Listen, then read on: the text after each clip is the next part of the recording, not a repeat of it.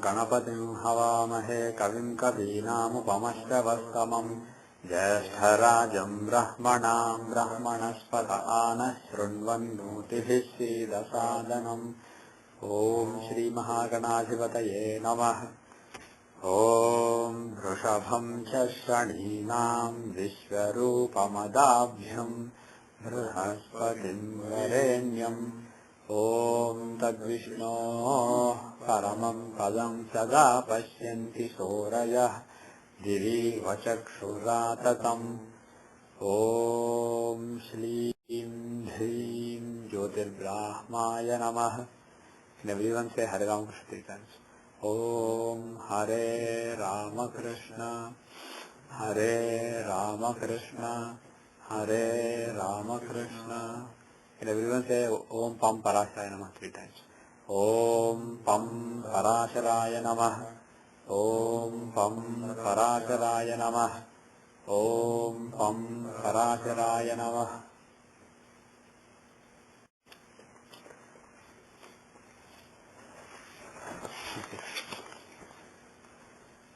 So we are in page 332, verse 39, right? Rabau Khadgadharoja. Actually, let's refresh our context. So where are we seeing now? 5th house from Karkamsa, right? Yeah. We are seeing the 5th house from Karkamsa. And we saw some diseases, etc. Now, Rabau Khadgadharojatah Kuje Kuntayudhi Bhavet Shano Dhanurdharo Gneyo Raho Chaloha Yantravan.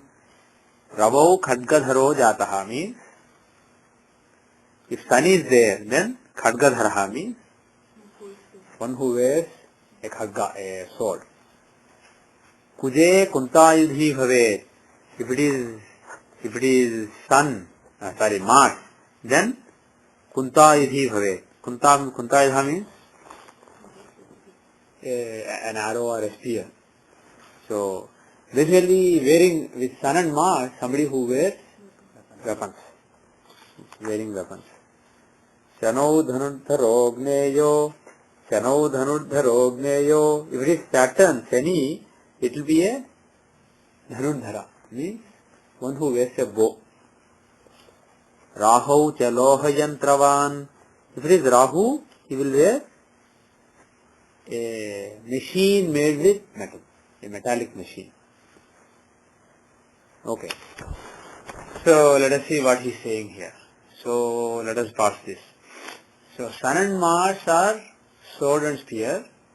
Saturn is bow and Rahu is, actually let's do the next verse also and then pass it. Keto Chaghatika Yantri Manavo Jayate Dvija Bhargavetu Kavirvagi Kavya Jnok Jayate Janaha. Keto Chaghatika Yantri. If it is Ketu, then somebody who has a Ghatika Yantra. Somebody who wears a Ghatika Yantra. Ghatika Yantra means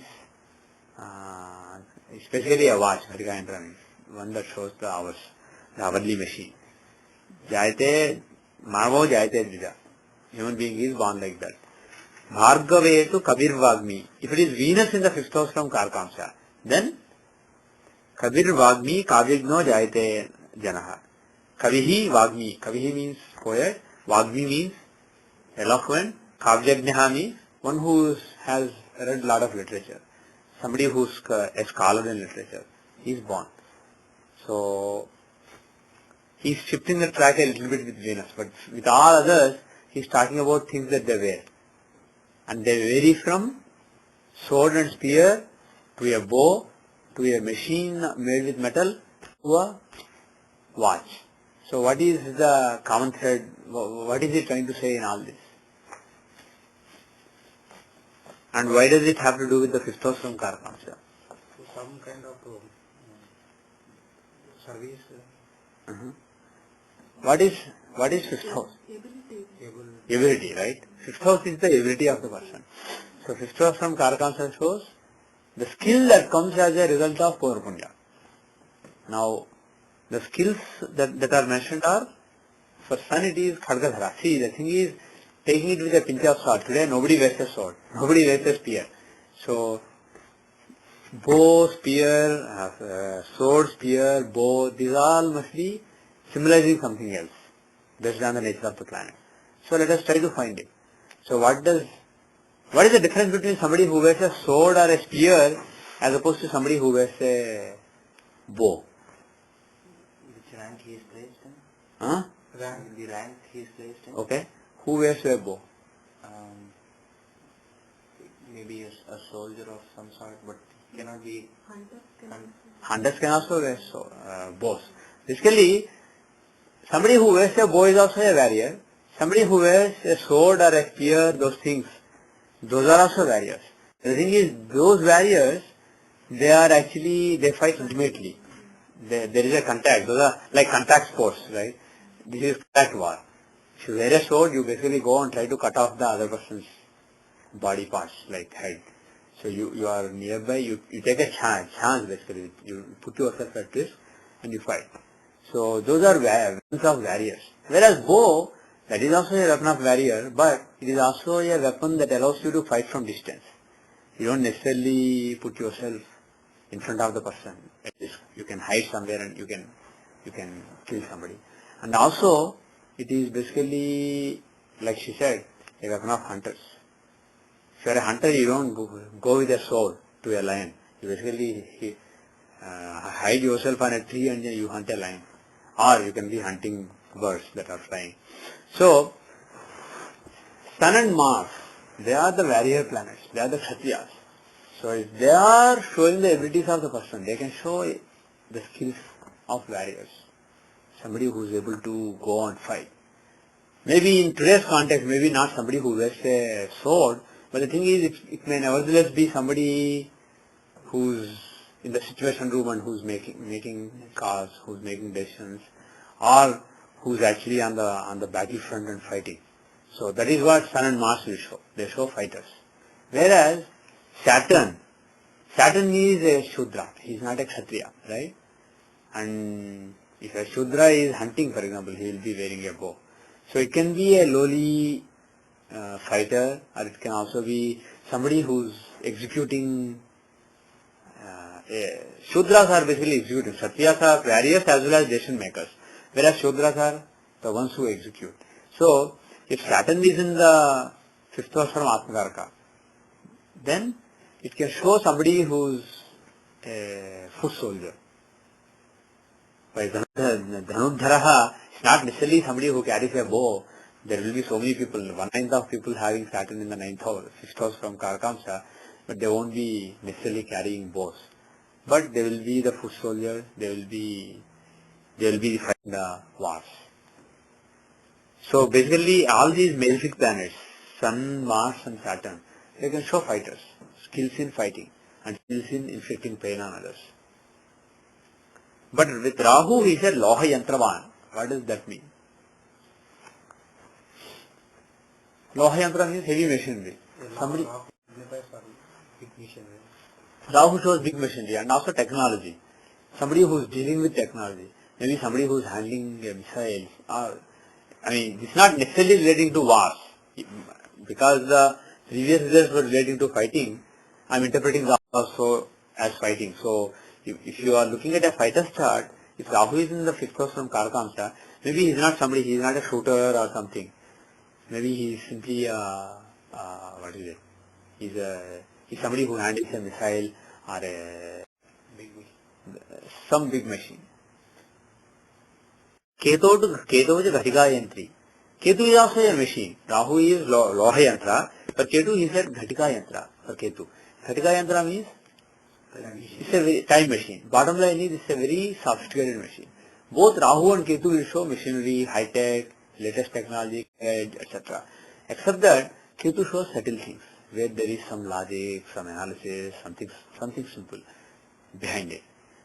But bottom line is both of them show machines using technology. Can you say this is small and how it shows all big things? That is what this seems to indicate. Small things, small and subtle things, whereas heavy things. Rahu. Now, if it is Venus doesn't really show any fighting skills. So, now he is showing what kind of skills? Kavir Vagmi Kavyagnaha. Kavi means poet, Vagmi means eloquent, Kavyagnaha means learned in literature. So the skills given by Venus instead of writing are skills of knowledge, skills of poetry, artistry, etc. So he can be a poet, he can be an artist, he can be a painter. So those are the kind of skills, artistic skills are what are given by Venus. The next verse is Swamse tatpanchamevapi chandre jabdhyam cha grandhakrit शुक्रेण किंचिदूनोऽसौ ततोप्यल्पो बुधेन च स्वांसे तत्पंचमेवापि. If in Karakamsa or in the fifth house therefrom, Chandrejabhyam cha Grandhakrit. If Moon and Jupiter, it's not clear whether they should be together or separately, but if Moon and Jupiter are in the fifth or first from Karakamsa, then he will be a Grandhakrit. Grandhakrit means an author, one who writes books.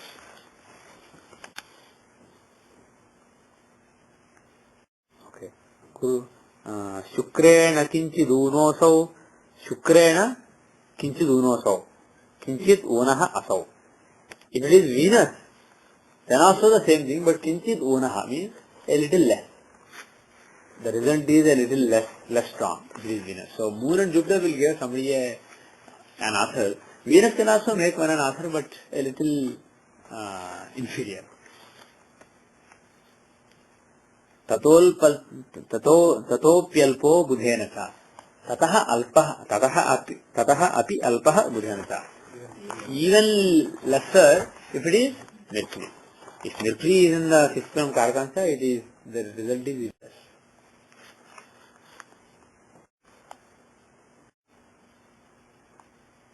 The next one is Guruna kevalenaiva sarvavid grandhakrit tatha Veda Vedanta Vichyapi Navagmi Shabdikopi san.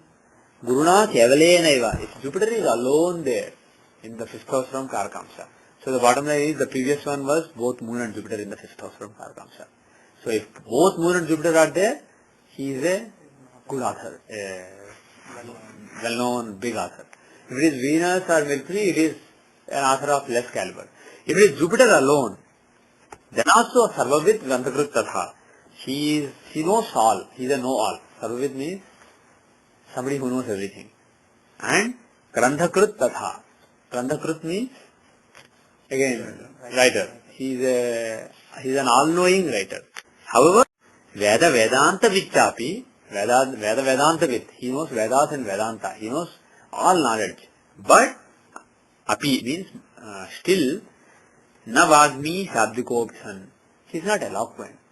Vagmi means eloquent. He is not articulate. He can't speak well. Na Vagmi Shabdikopi san. Shabdikopi san means again he can't talk nicely. He is not talkative and he is not eloquent. He is not articulate. But he can write well. He can communicate well by writing. He can organize his thoughts very well in the writing, and he has a lot of knowledge, but he has trouble communicating. He can't communicate that well. What gives Venus a better quality to communicate that way than Jupiter? Mercury. Yeah. Venus in fifth from Karakamsa. He said Vagmi. I thought it should be Mercury. Yeah, we normally consider Jupiter and Mercury to be the More eloquent, whether they are eloquent or not. If they are associated with the second house, we consider them to give the ability of speech. But the thing is, interestingly, Parasara is considering Venus to be, he is attributing the result of eloquence to Venus here. And if you look at the nature of the planets, if you just look at the nature of Venus, Mercury, Jupiter, etc., Mercury is a good learner. He shows the learning ability within us. He is the student of Jupiter. So he is a great learner, right? And Jupiter, he is the teacher of gods. He is the preceptor of the gods.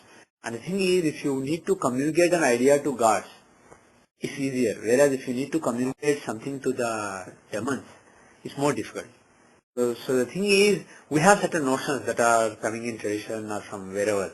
But if you impartially just read Parasara, he is attributing the quality of talking nicely or being articulate to Venus rather than to Jupiter. And logically also, somebody who's teaching demons needs to be a better communicator than or articulate than somebody who's teaching gods, which is far easier. Basically, communication or talking is a skill of understanding the other person.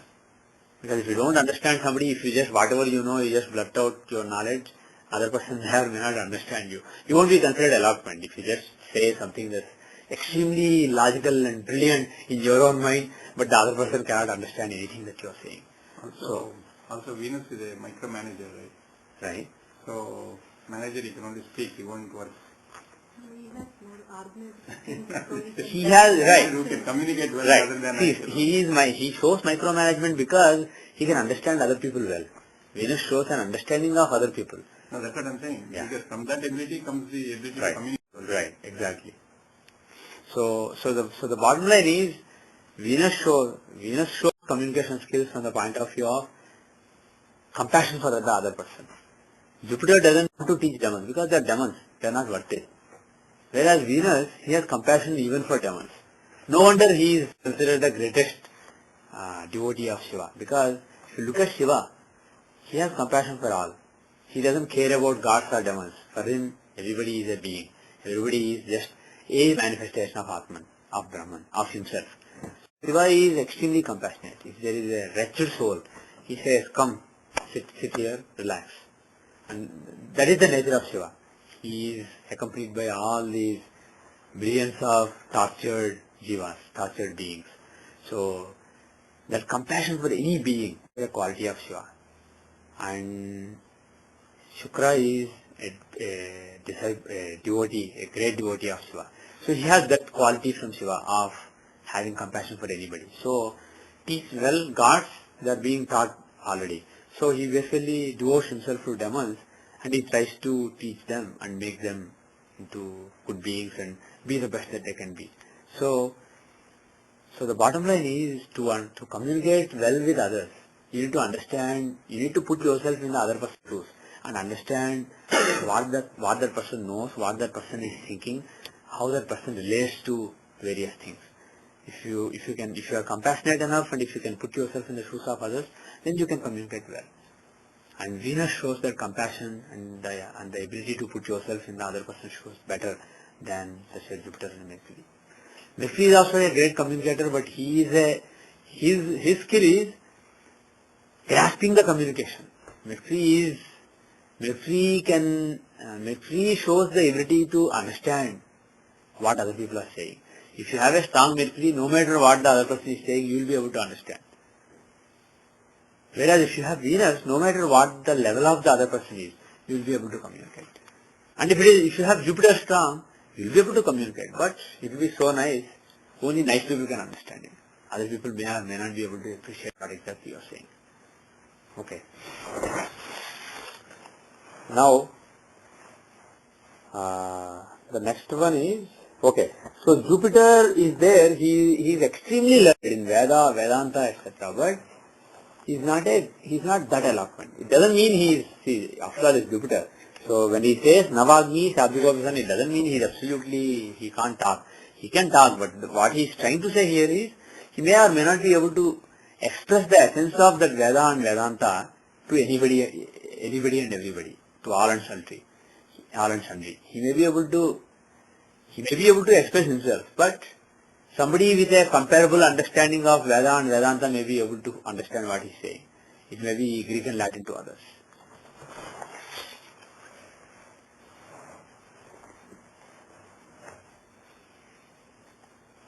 The next one is Nayyayikah kujenasau gnena gnimansakah katha sabhajadastu sharina yitagno ravina smrutah. Nayyayikah kujenasau means if Mars is there, then Nayyayika means you have the Shaddarsana, right? Nyaya, Mimamsa. In those, Nayayika is somebody who's learned in Nyaya. So, he's a, what is Nyaya? Logic. So, he is, he knows, he understands logic very well. If he is Mars, he is a logician. Jnana Mimamsaka. Jnana Mimamsaka means, if it is Mercury, then Mimamsaka. What is Mimamsa? What is Mimamsa and what is Nyaya? Mimamsa is it's not at all. Yeah? Yeah. It's basically putting forward various arguments and trying to balance. Brainstorming kind of. It's basically, yeah, it's kind of like brainstorming, exactly. It is also logic, but the thing is, Nyaya is a logic that is based on conclusive logic, whereas Mimamsa is analysis. Actually, that's the better word. Instead of saying logic and conclusion, Nyaya stands for logic and conclusion, and Mimamsa stands for analysis. So he's an analyst. If Mercury is in the fifth house from Karkamsa, he's an analyst. His skill is in analysis. If it is Mars, it is a logician. Sabhajadastu Serena means if it is Saturn, then is Sabhajadastu. Sabha means meeting of people, assembly. Jadaha means yeah, Jada means unmoving. So basically dull, not really eloquent. So in assembly of people, somebody who is shy and who can't say anything. So somebody extremely shy and dull.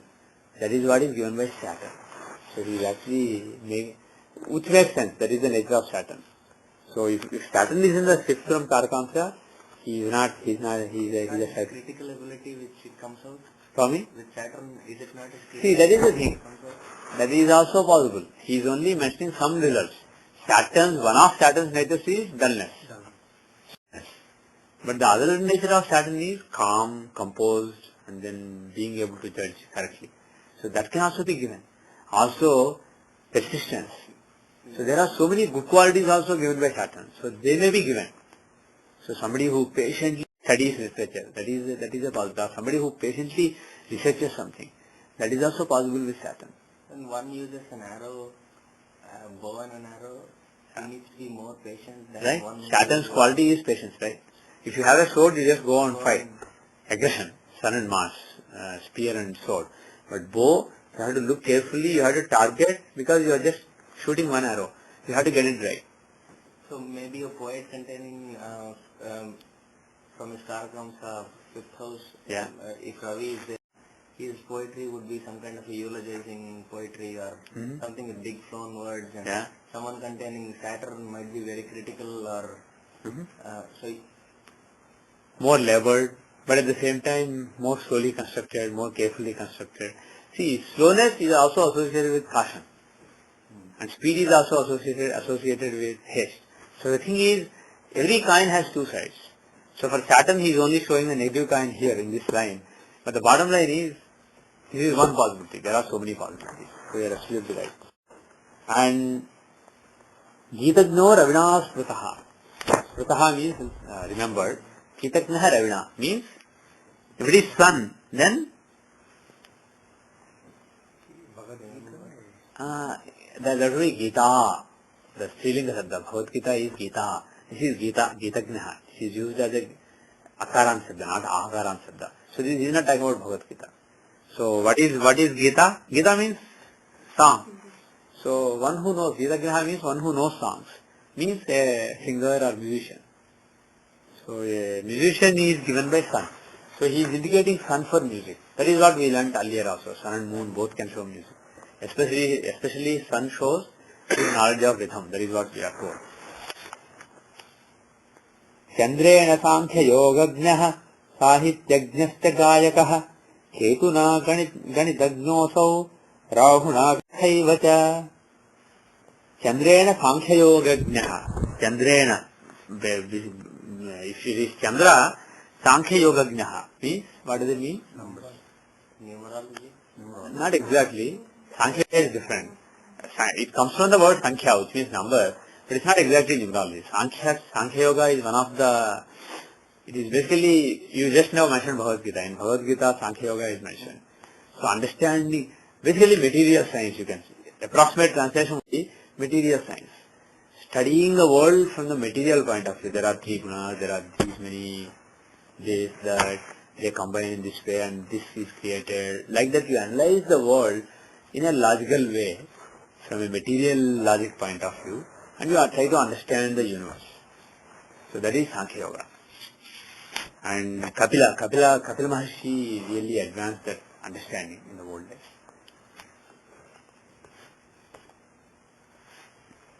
Okay.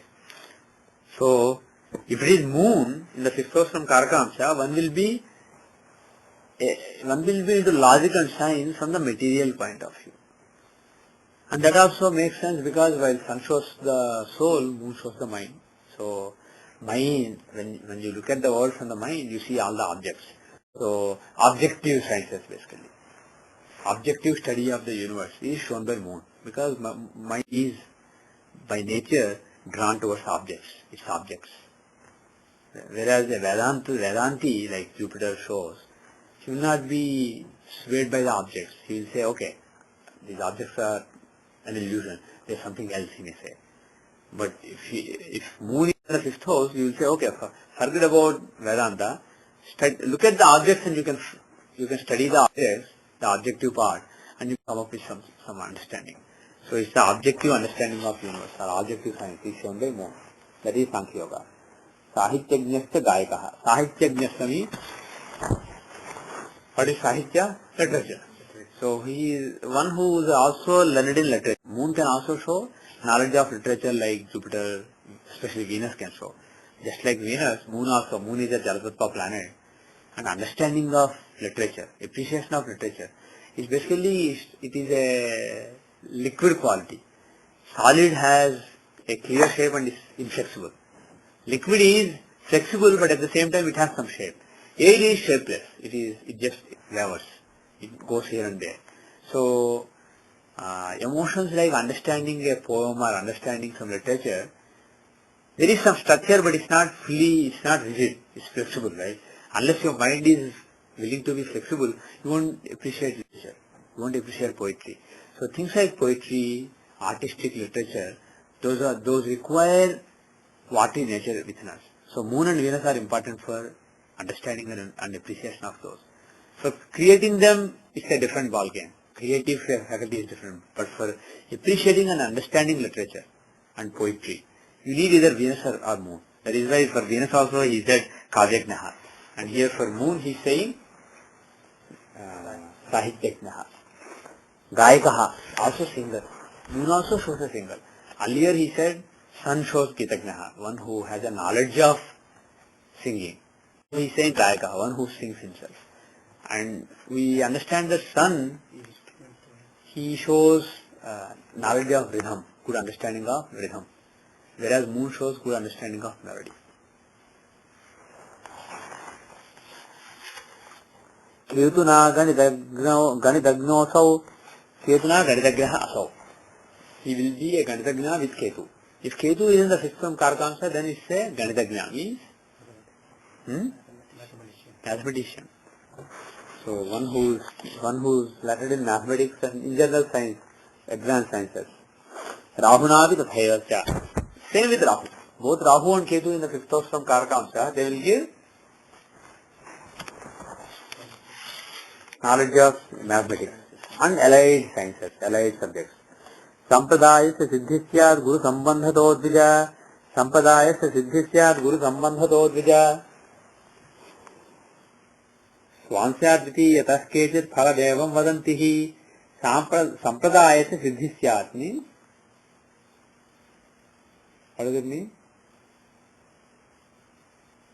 Sampradaya, what is Sampradaya? Tradition. Siddhi means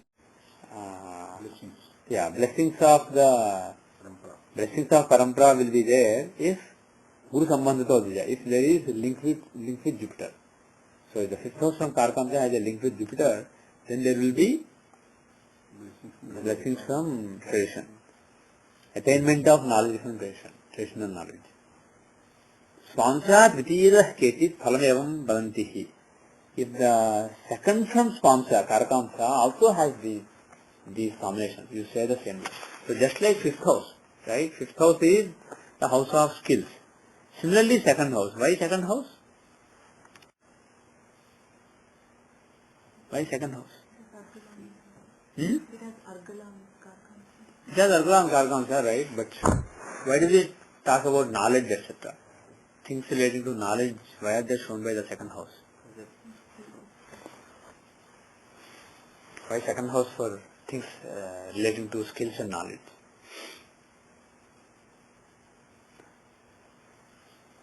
Second house is to do with Resources, and it provides resources for the Karakamsa. Right. If somebody has knowledge of melody or knowledge of rhythm or knowledge of He has to have resources. mathematics, it's basically that's a resource to the soul. That is good. Another way to look at it is, second house is the 10th from 5th. 10th is the house of karma. So any house, if you take the 5th, 10th from there, it shows how you put it to use. So 5th house is skill of the person, and second house is how the skill is put to use. I was thinking about 5th from 10th and trying to justify how to justify that. Okay. Right. Yeah, that way also you can say, it is the 5th from the 10th house, right? So it is the skill needed for the work one does. It is a skill used in the work. So bottom line is, whether you take 10 from 5th or 5th from 10th, this is the link between 5th and 10th. So this is not simply the skills you have. 5th house is the skills you have. You may or may not use them. 5th house shows what skills you have. You may or may not use them. You just have the skill. Whereas second house is the skill that you actually use.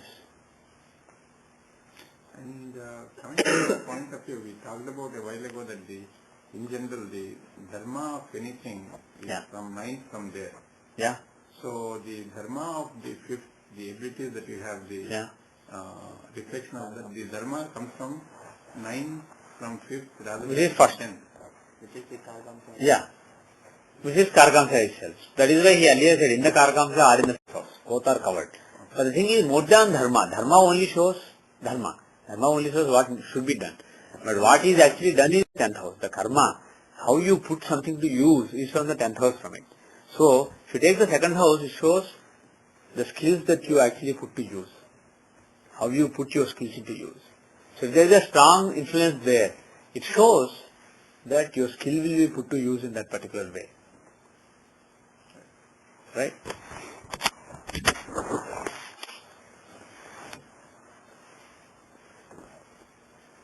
Okay, we'll stop here. What I will do is, before I take practical chart, what I want to do is, whatever we studied just now, let's try to see a few charts and then see, instead of just reading the slokas and leaving it, let's see how to make sense. But before I do that, one word of caution. If somebody has, let us say, second house from Karkamsa, let us say, okay, second house from Karkamsa has moon, then from what we learned, he should put to use the skill that he has is relating to music or literature, right, or objective knowledge. But more than having the skill, he will actually use the skill. That is what we say, right? But the thing is, this is Karkamsa, this is not Lagna. If it is Lagna, you can say he has the skill and he puts to use. But Karkamsa is not what necessarily you do or what you have. Karkamsa, what is Karkamsa? The purpose, the soul is desiring. This is your view of your sense of you, your sense of identity, your self-awareness, your self-identity. So that is what Karkamsa shows. So the thing is, it doesn't necessarily show that the person is a musician, but his soul basically looks at himself as a musician or somebody whose purpose, whose job it is to create music or appreciate music or create melody. So that is what it shows. But the thing is, somebody's sense of I is defined by something, it is quite possible that he actually does it on the ground. But it's not necessary. Would you actually know your senses? Your sense of I is different from Karkamsa. Would that particular person... That person may know. That person's thoughts, deep thoughts, this Atmakarka, shows your deep thoughts, your deep thinking and your deep motivations. Whereas your superficial thinking or your thinking as it relates to what you see and what you perceive is moon. So moon is the conscious thinking. Atmarga is what motivates you, what drives you. And Lagna is actually what you do, how you behave in the world, how you discharge your duties, how you act. So Lagna is finally all the karmendriyas when you are seeing, they have to be from the Lagna. All the Jnanendriyas that you are seeing, they have to be from the moon. Moon is the center for Jnanendriyas. And Lagna is the center for the karmendriyas. So through karmendriyas you are acting in the world. You are affecting change in the world. Through Jnanendriyas you are perceiving the world. So moon and Lagna are important. But Karakamsha is what is driving you from within. The sense of this is I, this is what I need to do, this is what I have, this is the skill I have, this is the skill I have to put to use, this is my responsibility, this is what I came for. Like that, your soul, you may or may not be consciously aware of it, but soul has a clear sense in various matters. So all that is captured by Karakamsha. So the thing is, you have to take it with a pinch of salt when you see all these readings. The readings from Karakamsha are for helping the person. They are not necessarily for understanding the person as he himself knows. He may be able to give some insights that the person may or may not have realized before. Okay? If you can give me a computer, preferably a computer that has the charts that it came with, or a computer that has a lot of sample charts. Any famous charts, like for example used in the papers, any computer. Okay. Let me stop all the disclaimers. Just give me a computer. I stop it, right? I have to stop it to record.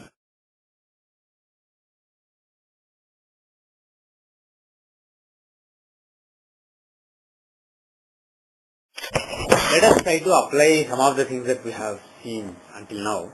Let's try to apply them and see how to make sense. Okay?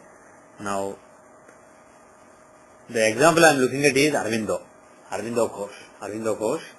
The data is 1872 August 15, 5:08 a.m. The time zone is 5 hours 53 minutes 28 seconds east of GMT, that's basically local mean time. And the place is 88 degrees 22 minutes east, 22 degrees 32 minutes north. So Lagna should be 23 degrees 6 minutes Cancer.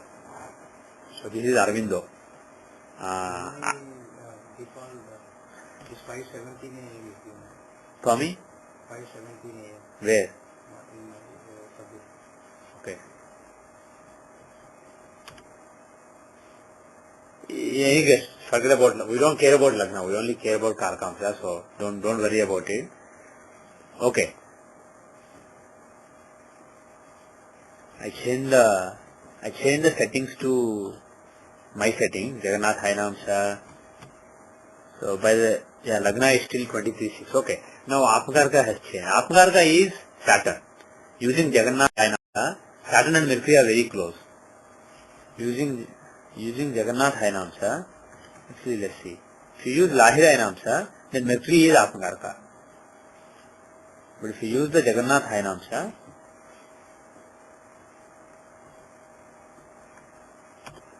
Saturn is the Apgarka. Okay? Now,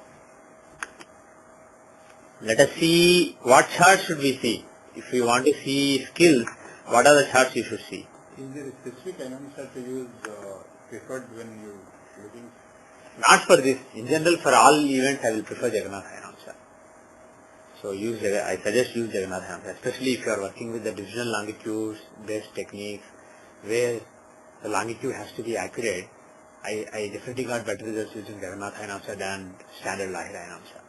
So use Jagannatha Hora. Anyway, in this case, Saturn and Mercury, in several divisional charts of interest, they are in the same sign. So it doesn't really matter that much.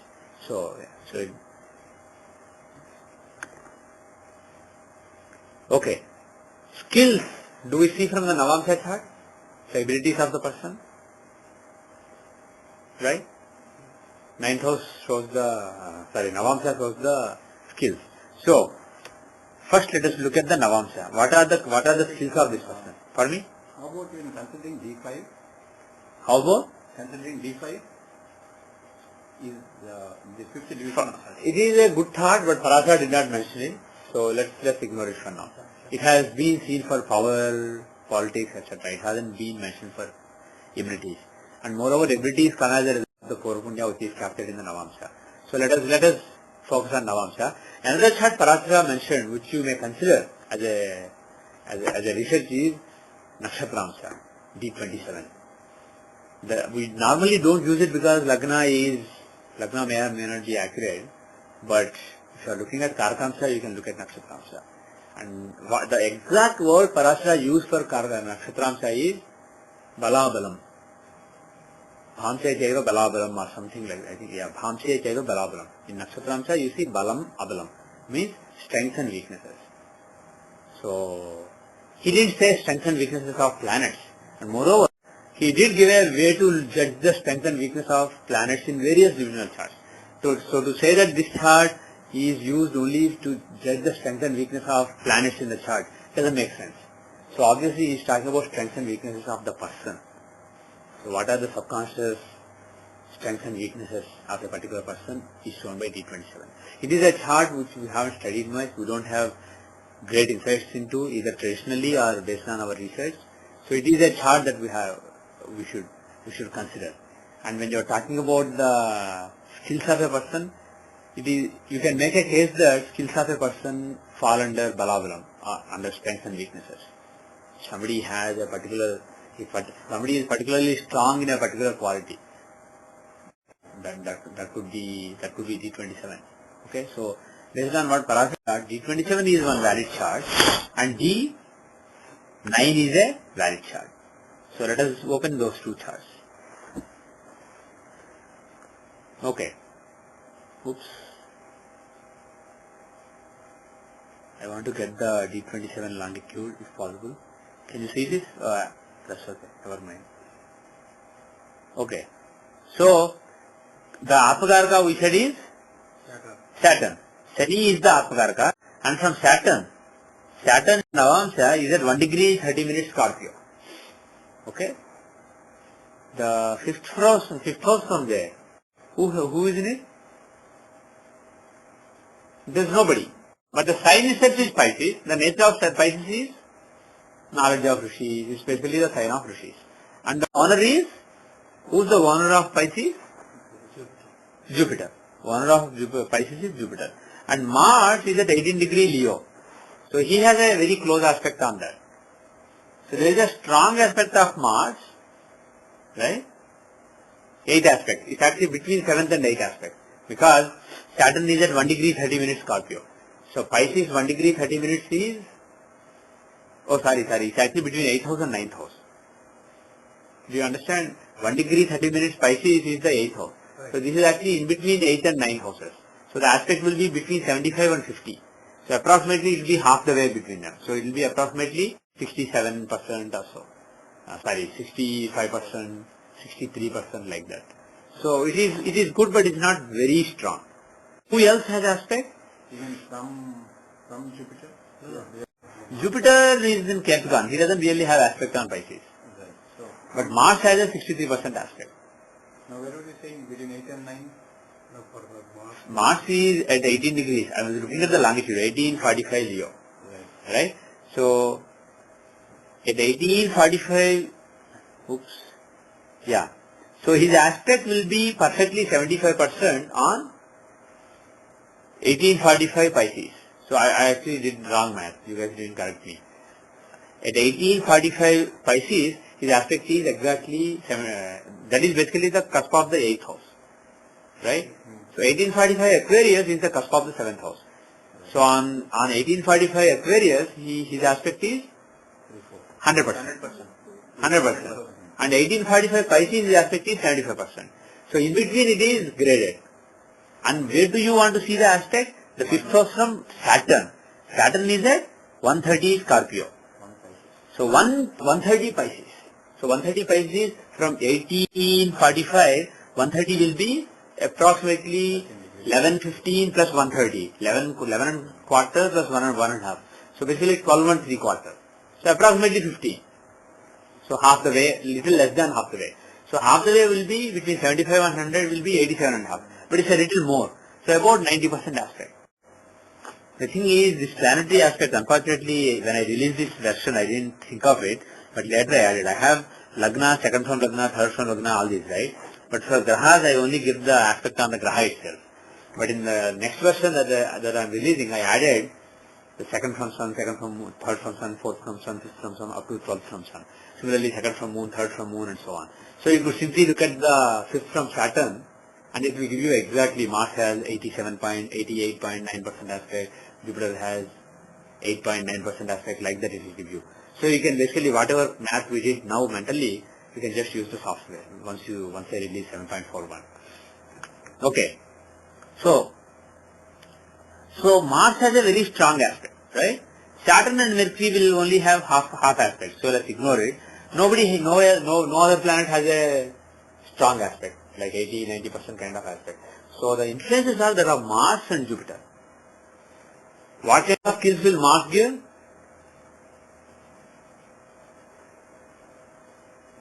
According to Parasara, what was it? Logician. Nyaya Shastra.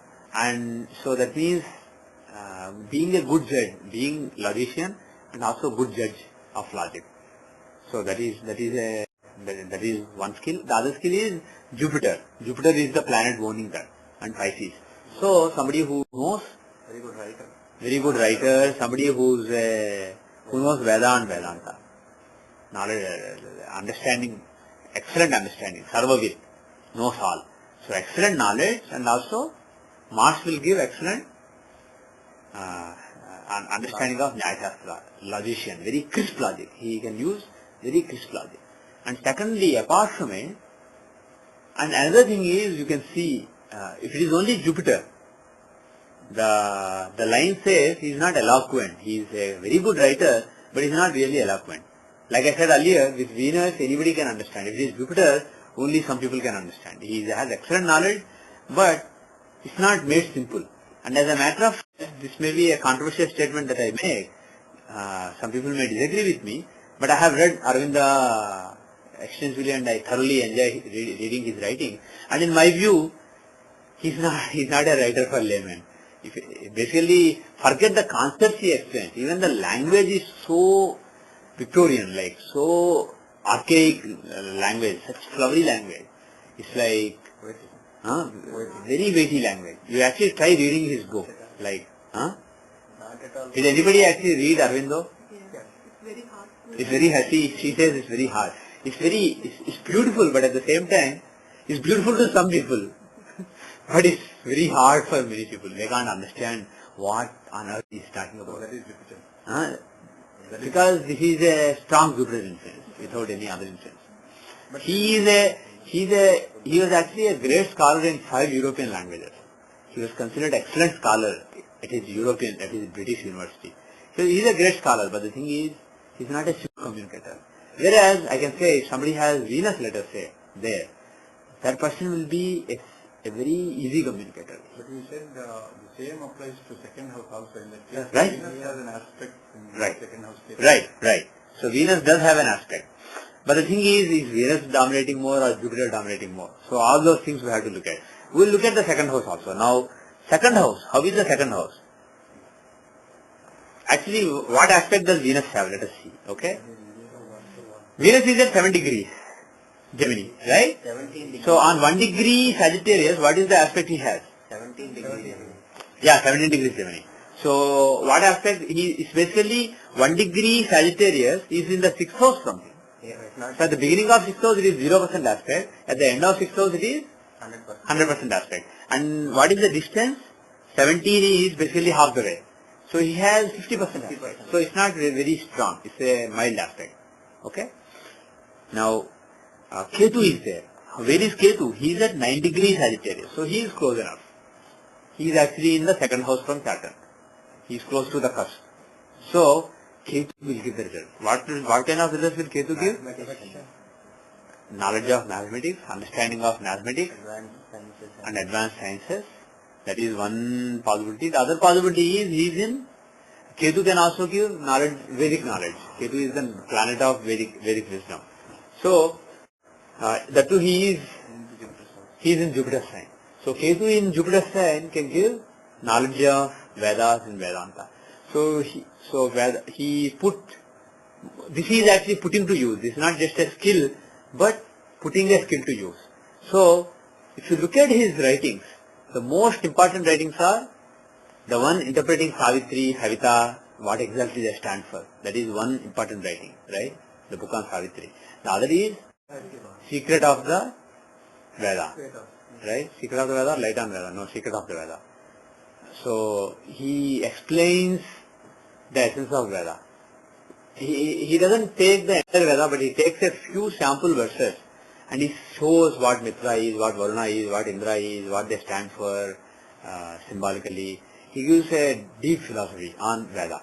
Similarly, Upanishads. He has taken some samples from Upanishads and he has interpreted what exactly they are talking about, what the rishis, what realization rishis are expressing through those symbols. So he took the whole thing as a symbol. He took the entire Veda as a symbol. Instead of just taking it as a literal thing, he took it as a symbolic thing and he interpreted the symbols. So this is basically, this is going beyond what is normal boundaries, going beyond the boundaries and exploring something. Again, Rahu and Ketu show crossing boundaries and exploring, deeply exploring things. And abstract thinking is also shown by Rahu and Ketu. So he takes this, he takes this as an exercise in abstract thinking and he demystifies everything. So that can also be shown by Ketu. And the fact that and the thing, because this is in the second house, he is putting his skill to use. So his skill of interpreting things, interpreting deep philosophy, Vedic philosophy, he is put to use. So putting that skill to use is, his soul sees it as his job. His soul thinks that I have the skill which needs to be used. That is basically what you can say about Ketu being in the second house from Karakamsa. Okay? The planets in Karakamsa also. The planets in Karakamsa also can show. Buddha is very near to. Buddha is extremely close. He is not in the first house, but he has a very strong association with Karakamsa Lagna. So what does that show? What is Mercury? Analytical ability. Mercury is analytical ability. So all this critical analysis that he has done, Mitra shows this, Varuna shows this, all that is shown by, all that logic, all that analysis is shown by Mercury. But it doesn't have aspect on this, right? On the second house. Pardon me? Not second house, we are talking about first house. Apart from second and fifth, first house itself is important. Basically because it is the dharma of the first house. It is the dharma of the skill. The dharma of the skill he has is analyzing. And the job to be done is demystifying things, as shown by Ketu, demystifying Veda and Upanishad.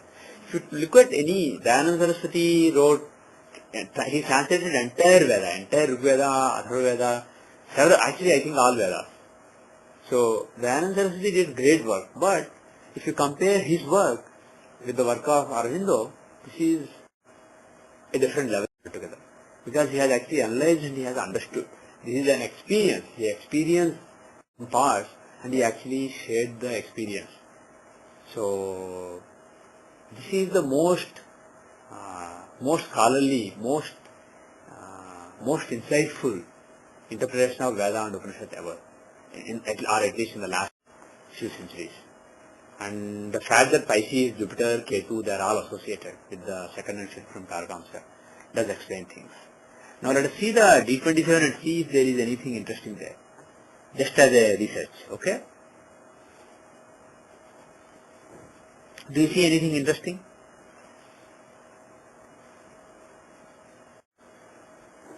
Definitely whatever we saw in the Navamsa makes more sense than D27, right? I'll let you ponder on it. Now let me open another chart as an example. Actually, before I do that, let's go to D20, the chart. Forget the skills, just the chart of spiritual sadhana, right? In this chart, how is the fifth house from Karakamsa? Karakamsa is at Scorpio at 20 degrees, right? Mercury is very close to that. Jupiter is the owner. Does anybody have an aspect on it? Nobody has a very strong aspect, so let's ignore that. It's just Jupiter. The fifth house from the fifth house from Karkamsha has influence of Mercury and Jupiter. So what does that show? For me? But in this case, it's Vimshamsha, right? Yeah, Vimshamsha of spiritual sadhana. What does it show?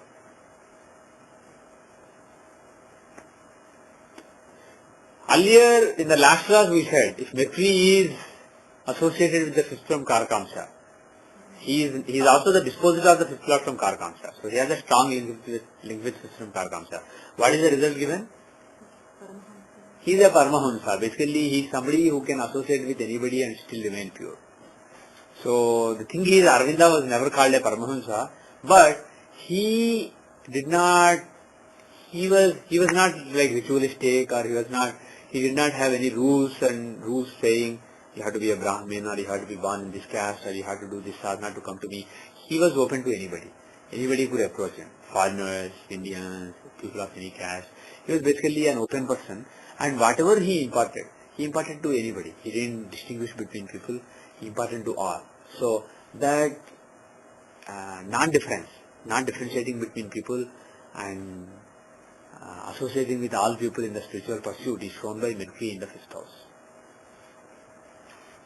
Let us see the chart of Ramana Maharishi, the Gnani. Okay. Who is the Atmakarka of Ramana Maharishi? Moon. Yeah. Let's go to Navamsha. For me? Moon maybe. What? Moon maybe and Why maybe? guess. It is Moon. How did you guess? We were Just random guess? Okay. It is right actually. We share Atmakaraka. Moon is the Atmakaraka of Ramana Maharshi. He is at 14 degree Gemini. Okay? So we are looking at aspect on 14 degree Cancer and 14 degree Libra. Okay? What are the influences? What are the influences on his moon, his Karkamsha, in the Navamsha? Mars is close. Yeah? Mars is close at 4 degrees. Yes. Mars is close at 4 degrees. But the thing is, actually, one second. What do you mean 4 degrees? Mars is at 18 degrees Libra. So he is actually in the, he's in the, right, 4 degrees apart. So Mars has a very strong influence on the Karkamsha. What else? Venus is in Karkamsha. Venus is in? Karkamsha. Right. And Venus is Does Jupiter have aspect?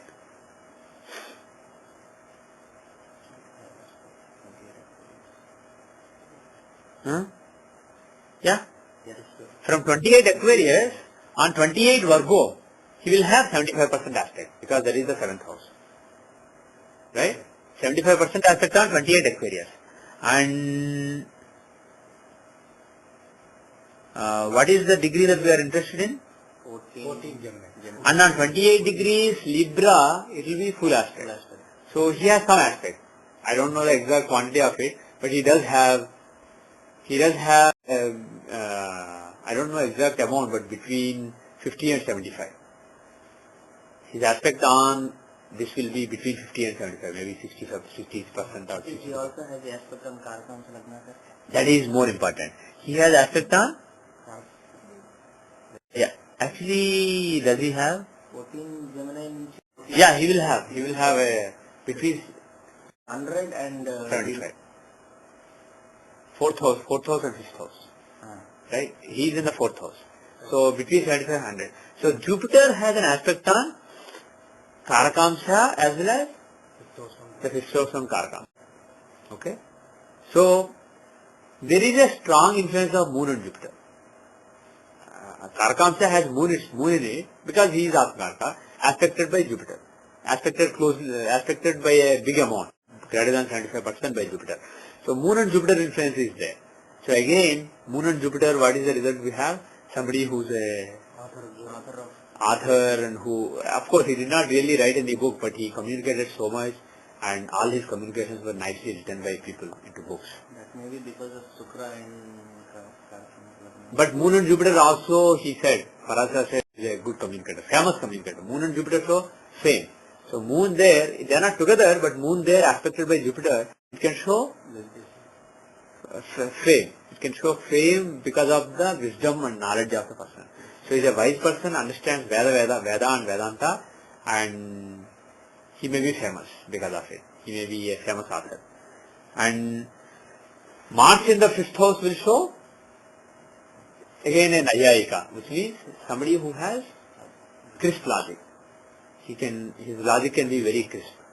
And actually sometimes Ramana Maharshi's logic is so crisp that it can be confusing to people. He will say, for example, somebody wants to take some flowers and do, he will say, why are you offering flowers to God? You took the flowers from God, they belong to God. So who are you to again offer them to God? Flowers are God, the idol is God. What is the point in doing all this? Like that he can say sometimes. Of course, he won't say always, but there are cases when he said like that also. So he will be in a very high plane of all his Brahman understanding, and he can be very critical sometimes. Basically the critical faculty he definitely had, which is given by Mars. Critically analyzing things. But the bottom line is the similar influences you are seeing, the ones that you are seeing in Aurobindo's case. Jupiter's influence is there, Mars influence is there.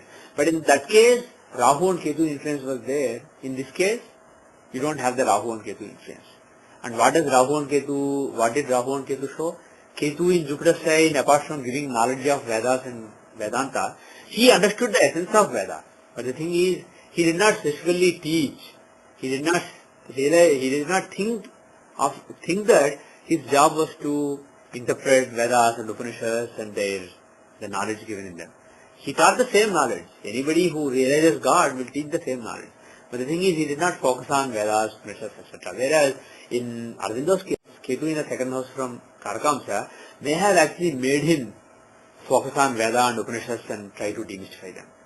He did not really do that. But because of Jupiter and Moon influence, he was a famous teacher of wise teachings. Let me take one more example. Ramakrishna Paramahamsa. Do we have his chart here? We do. Let's take his chart. By the way, I am not giving the data here. Anybody who has Jagannatha Hora, they should have all these charts. Shada Mata, Ramakrishna Paramahamsa, Shivananda, Vivekananda. These charts should be there. Aurobindo. So I am seeing Ramakrishna Paramahamsa's chart right now. How is Navamsha? Who is the Atmakarka of Ramakrishna Paramahamsa? I believe it's Rahu. Is it right? Yes, it is Rahu. Rahu is the Atmakarka. For Rahu, we count houses backward. That is the way I do it. So we'll do that. So if we take Rahu, where is the 5th house? Rahu is at 22 degrees Ketukan. 22 degree Ketukan. The 5th house from Rahu will be in Virgo, 22 degree Virgo. Venus is extremely close, within a degree from it. So there is a strong Venus influence on. So what does that show? Again, just like Jupiter, Venus can show somebody who writes books. Of course, he also never wrote books. His students wrote his teachings. But the thing is, apart from that, if it is Venus, what is the thing we said earlier? He can communicate poetically. He is a Ramakrishna Paramahamsa actually. If you see his writings, not his writings, but his teachings as captured by others. For example, if you look at Gospel of Ramakrishna by M, he is somebody, if you look at the spiritual teachers in the last few centuries, like last millennium, he has a unique ability because he can connect with anybody. Anybody and anybody he can connect with. He will talk about Brahman, Atman, all is Brahman. He will talk in that plane like Ramana Maharshi. Or he can say, go and serve people. God is in people. Look at that suffering poor man. For example, once they were going on a pilgrimage and then he saw some poor guys, slum dwellers in a slum. He stopped the procession. He was going with a big party. I think some rich person like Madhur Biswas or somebody, he was taking him on a big, huge pilgrimage. So he made everybody stop and he forced Mathur to give some money to all those people, to give them nice clothes, oil their hair and get them, basically give them a nice bath, feed them nice food, give them some money, and then only he leaves. He said, oh, why do I need to go to Vrindavan and see Krishna? The real Krishna is here and he is suffering. I can't go anywhere. I'll just be here. The thing is, of course, he knows. He's a pragmatic person. He knows that he can't fix the whole world. But the thing is, he thought that Mathur needs to cultivate the sense of Karma Yoga, serving people. So he forced Mathur to stop and help those people. He was a very rich man, but he wasn't helping so many people. So he wanted to cultivate. So he taught him, serve people. God is in people. So he can say God is in people. He can say, no, God is an idol. Worship the idol. He will also say, oh, God is not in the idol. God is everywhere. Why do you need an idol? Just meditate. Like that, he teaches anything depending on who you are, depending on what is the right course of action for you. So somebody who can connect with anyone. And even prostitutes came to him. He did not say, oh, she's a prostitute, she should go away. He basically let them come to his room also sometimes. Even though they were hesitant, they would stop at the steps of the temple. He actually called a couple of them. He even let one of her touch his feet. And people like Girish, who was a learned person, but he was an alcoholic and he was womanizer. He was a great drama artist. He was a director of dramas and actor in those days, very famous in Calcutta. And he used to come to Ramakrishna. Once he basically told him, he left his wine bottle in the palanquin. He didn't want to take it inside the temple, into Ramakrishna's cottage and make it filthy. In his opinion, that alcohol is filthy. He knows it's bad, but he can't stop it. So Ramakrishna told him, when he went inside the cottage, Ramakrishna told him, you left your alcohol bottle in the palanquin, go and get it. He forced him to get it and he forced him to drink in front of him. So, but the thing is, after that guy did it, he felt guilty. So later he thought of stopping it. And finally one day he made him put his hand on his hand and say, I give you the power of attorney for all my karma. Whatever bad things I do from now onwards, the suffering will be yours. He forced him to do that. And then after that really was the turning point. Until then, Girish could not stop. Once he gave the power of attorney. For a couple of years, he still continued to drink and womanize. But every time he did it, he was thinking, this bad karma I am doing, Ramakrishna is suffering. So slowly, the guilt may change him. He transformed. And like I said in a previous class, it was very useful for him to transform because he was associated with all the prostitutes, all the actresses, all the actors, all the literary people, all the artistic people of Calcutta. So, all the drunkards of Calcutta. He had a lot of drunkard friends. So he could actually teach all of them about God. So these people who had no access to God or saintly people, their only access was Girish. So it was very important that he reformed. So the thing is, Ramakrishna is somebody associated with people like Girish and also people like Vivekananda. He associated with people of any nature. And his students, if you look at his disciples, he found a servant with a rich landlord. He said, leave him with me. He is destined to be a great saint. Leave him with me. So that was Latu or Swami Abhutananda. So he became a great saint later. When he meditated on a rock, when the big wave came and swept him inside the river, he didn't wake up. Other people ran and basically they took him out of the water. He was basically stiff like that in the water. So that kind of a person of that caliber, he was a servant of somebody. He was basically a child laborer. And he recognized that person and he taught him. He never learned how to read and write, but he understood the essence of Veda by experience, not by learning or reading.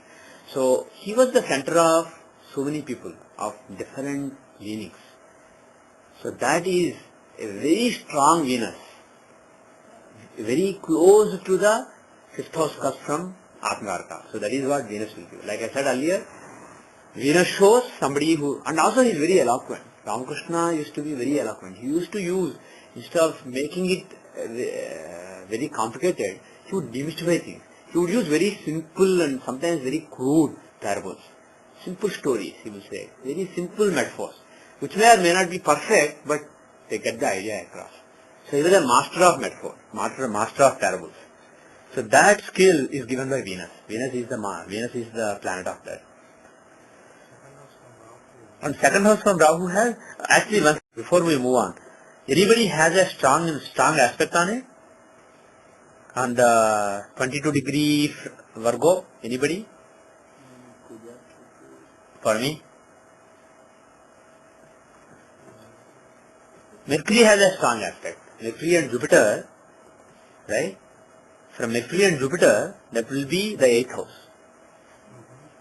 So they have a something like 70% aspect.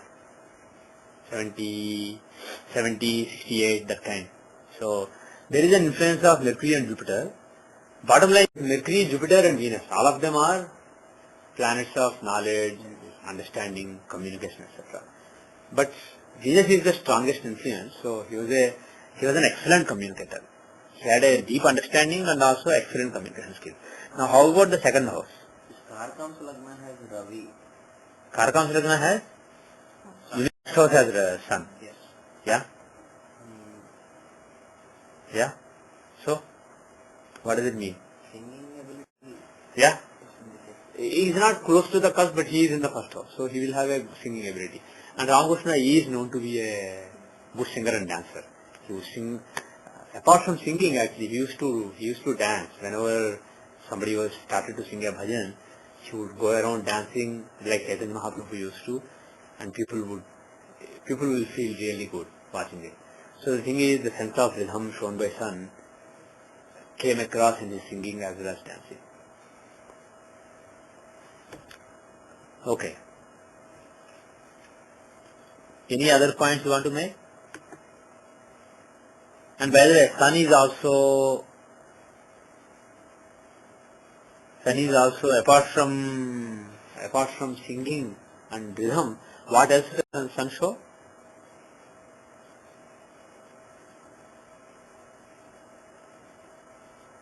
Especially when he is a Jupiter sign.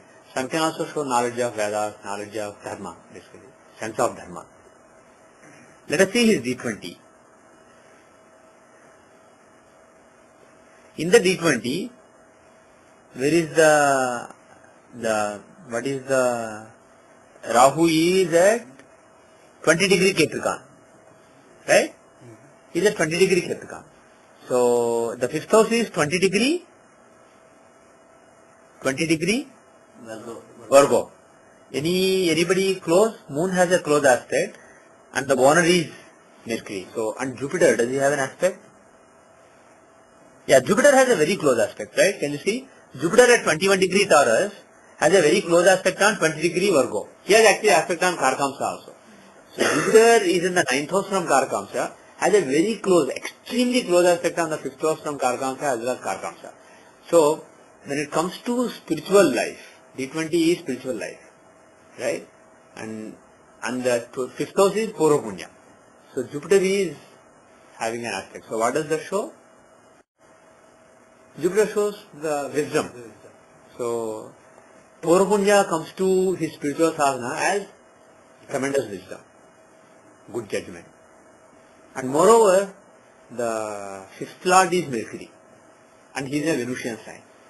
5th Lord Mercury, if the 5th house from Karkamsa has association with Mercury, he will be a Paramahamsa according to the previous classes verse. So there is a strong influence of Mercury. Moreover, that Mercury is in Venusian sign, which is conducive to accepting all. So he was a Paramahamsa. He not only accepted all, but he brought out the best in everybody. He could understand exactly what was each person's weakness, and he could help them overcome those weaknesses by giving the appropriate instruction. So that is because of Mercury and Jupiter's influence. Even though Parasara gave Mercury, the aspect of Jupiter also does help. Let us see one more example. Let us see Sarada Mata, Ramakrishna's wife.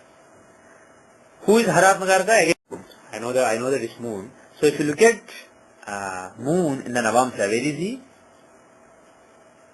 He is at 2 degrees Sagittarius. Okay? Moon is at 2 degrees Sagittarius. How is the 5th house? What are the influences on the 5th house? 2 degree Aries. What are the influences? Tell me. Does Mars aspect it? Not really.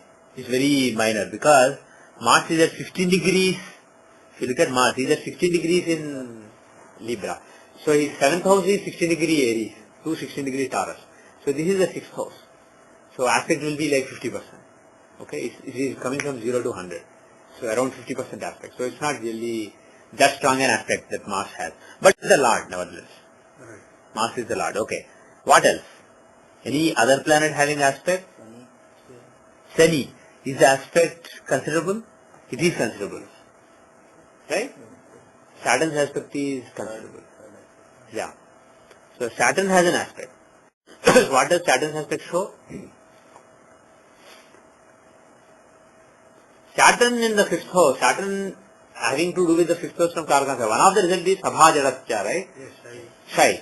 Of course, in the beginning she was shy because women are shy. But the thing is, that's not the crux. Does not say she is shy. Saturn will show caution, like we said earlier. Caution and patience. So she was very patient. Her hallmark was, Sharda Mata was very patient with all the devotees of Ramakrishna. She was very kind and very patient. So that is brought out by the influence of Saturn. Anybody influencing? Jupiter. Pardon me? Jupiter influence on Saturn. Jupiter, not on Saturn. I want on either the 2nd house or 5th house from Karkamsha. Okay, 5th house, the only influence we see is Saturn. So her skill is patience. So her soul looks at herself as, I am somebody who needs to be very patient. Right? Now, 2nd house also is important. Of course, 1st house is important. What are the influences on 1st house? There are a lot of influences. Mercury is there, Ketu is there, right? Mercury is actually at 2 degrees Sagittarius. He is very close. And Ketu, he is far away, but he is also there. So, those are the influences. And what does Mercury show? Mercury in the 1st house from Karkamsha? Mercury shows analytical abilities, and Ketu also shows critical abilities. So she is also even though she did not write any books, her teachings were captured by her students, especially Shardananda, etc. They captured her teachings, and she was also a person of great learning, and who taught sublime truths in a very simple language. She also did, by demystifying very sublime truths. She also taught. But the thing is, the hallmark is the 5th house having the aspect of Saturn. Apart from it, how about the 2nd house? What are the influences on the 2nd house? Because that is the work that you do, your skills or how your skills are used. Again, Saturn influence is there. Any other influence? Pardon me? Jupiter, does it have an aspect? 26. Yeah, 26 Capricorn has an aspect. But the 2nd house that we are looking at is 2 degrees. So his aspect is actually negligible. His aspect is negligible. So Jupiter doesn't have an aspect. Does anybody else have an aspect? Anybody else have an aspect? Mars? Yes. Does Mars really have an aspect? It is also very minor. So who has an aspect? Does Sun have a considerable aspect? Does Sun have a considerable aspect? Pardon me? 8th house aspect. Sun is at 16 degrees. So on 16 degrees his aspect would be 16 degree Capricorn, it will be 75%. On 16 degrees Sagittarius it will be 100% because 7th house. So it is in between those two. Sun is at 20 degrees, 20 Gemini. Oh, sorry, 20 Gemini. Okay, even better. So on 20 Sagittarius it is 100%, 20 Capricorn it is 75%. So this is approximately where 12 degrees. 12 degrees, right. 12.5 degrees into the sign. So it's basically between 100 and 75 because 12.5 is bigger than the 17.5. It's actually closer to 100. So it's basically 87.5, a little more than 87.5. So 89-90% probably. Okay. So 89-90% aspect Sun has. So Sun is the strongest on the 2nd house. What does Sun show? What does Sun show?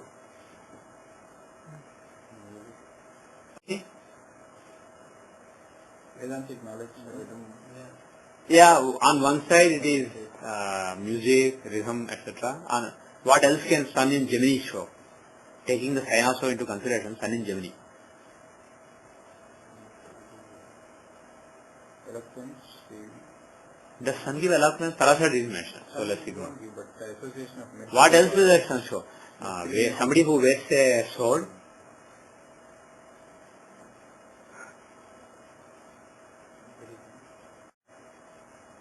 What else can Sun show? I mean, Dharma, taking care of Dharma, all that is fine. Well, she took care of Dharma. What else? Kingly. Yeah, king or queen, administration. Wearing a sword is not necessarily wearing a sword and killing people. It's basically Commander. having the command. So basically commanding and administration. While Swami Vivekananda established the Belur Math and then he died very soon. While Ramakrishna Paramhansa died even before anything happened. He just initiated he planted the seeds, and even before the seeds actually gave rise to, of course plants came from the seeds, but even before they became trees, he died. He left. He left world even before his disciples were really made golden. They were still doing sadhana, they were still confused, they were still struggling. He left. He said, my job is done. The rest nature will take its course. He just left. So, she was the one who ran. She lived till 1920. Even though she was never an office bearer. Brahmananda was, for example, the Brahmananda, Shivananda, they were the secretaries, presidents, etc. She was never a president or secretary, but nevertheless, she lived, especially after the mud became quite established, she came and lived there, and she initiated people in mass. So that she did, and second thing she did is, she helped all these Brahmananda, Shivananda, etc. in the administrative matters. She took decisions for them. So she was a decision maker as well as administrator, and one who initiated a lot of people. So the thing is, whatever was established by Vivekananda and Ramakrishna, she is the one who actually made it grow. So that can be shown by Sun. So Saturn on the fifth house shows the skill of patience, and Sun on the second house shows putting the skill of administrative ability to administration and decision making. Those skills were put to use, governance and skill and decision making. Those skills were put to use. So second house, like I said, is the skills you put to use. Now let us look at one more example. Let us look at Swami Vivekananda. Do we have it? We may or may not have it. Yes. We do have it. Look at Swamiji, Swami Vivekananda. Who is the Atmakarka? Do you know? Sun. No, Sun. Sun is the Atmakarka. It is Sun. Yeah, it is Sun. So Sun is the Atmakarka. Where is he? Sagittarius, 24. 25 degrees Sagittarius. So 25 degrees Aries is what we are looking at. Okay? Who's there? Buddha is close by, within less than 10 degrees. So there is an influence of Buddha, okay, and Mars owns it. What does Mars show? Nayayika, somebody who uses crisp logic. And what does Mercury show? What does Mercury show? Eloquence and He shows eloquence, and also he shows analysis, Mimamsaka. So he was, if you look at Swami Vivekananda, he was a good analyst. He was indeed a good analyst. Saturn is also in the fifth house. So Saturn is also in the Lagna is at 25 degrees. Yes. Saturn is actually quite close to the fifth house. Fifth house. Yeah. So Saturn is there. So Mercury, Saturn, Mars, these are the influences. So Saturn is there. What does Saturn show? What does Saturn show? patience, because he is not shy. Pardon me? He is not shy. Yes, he is not shy. He is not. So why is that the case? Well, he is with Mars. Moreover, the fifth house is owned by Mars. Right. And Saturn is in Taurus. Taurus is the sign of bull.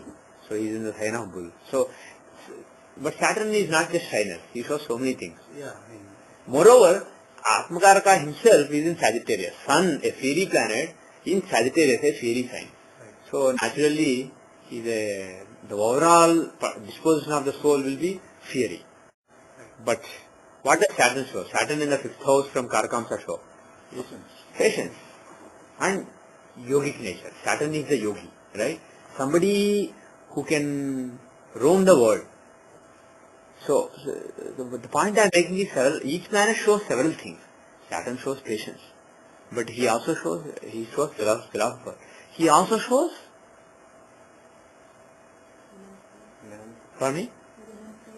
renunciate. So the thing is, Saturn in the 5th house here, in a Venusian sign. Venus is the other yogi. Saturn is a yogi, Venus is a yogi. So Saturn in a Venusian sign can show a yogi and an ascetic who is traveling the world, who is working hard. Because Taurus is the sign of working hard. It is a Bhutat Parasi. Right? And its symbol is bull. Bull is, it works hard. It's symbolic of working hard. That is why we say Taurus people are workaholics. They work hard. So, Saturn being in Taurus, the sign occupied by a planet changes the nature. For example, Ketu, we said, in Sagittarius, he shows Vedic knowledge. Like that, the sign occupied changes the nature of the planet. So Saturn in Taurus will show working hard. So that being in the 5th house, his skill is the ability to renounce the world and strain himself. By the age of 39, he was so strained that he was basically like his health was totally broken. Because he exerted himself. He just kept traveling. He went to US. He saw so many places in within US. He went to UK. He came back. He went back. He came back. He traveled to US and UK several times. And some people believe that whatever work was done in the later years by Paramahamsa Yogananda, Prabhupada, all that was enabled by Vivekananda. He awakened the West to the Indian heritage and the Indian philosophy. And he laid the foundation for later spiritual teachers to come to the West. He brought the light for the first time. So Saturn will show that skill. And what are the other factors? What about the second house? What are the influences on the second? By the way, Lagna has moon aspecting, right? Moon at 7 degrees has an aspect. He has like 85-90% aspect on the first house itself, on the Karakamsa. So, moon and sun's influence is there. Moon shows melody, sun shows rhythm. So he can be a good singer. And indeed, Vivekananda was a very good singer. But they are far apart, right? Moon For me? I know, but the thing is still, this is in between 7th and 8th houses. Right. So both, if it is between 6th and 7th house, the aspect will be going down from 100 to 0. Here it is going down from 100 to 75. So it is still good enough. Okay? He was a good singer, and Ramakrishna used to like listening to his songs. Actually, the way they met was, they went to some puja at somebody's house, and Vivekananda sang at the puja. And then Ramakrishna went into samadhi during the song, and then he realized who Vivekananda is. Then he called Vivekananda. He went and told Vivekananda, come to my ashram, my temple to meet me. So, he was a good singer. Now, second house, apart from 5th, we have to look at the second house. What are the influences on the second house? What are the influences on the second house? For me?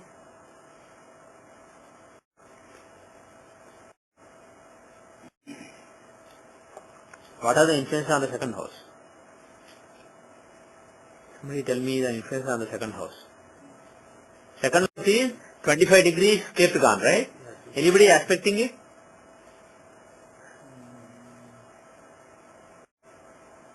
Anybody having aspect on it?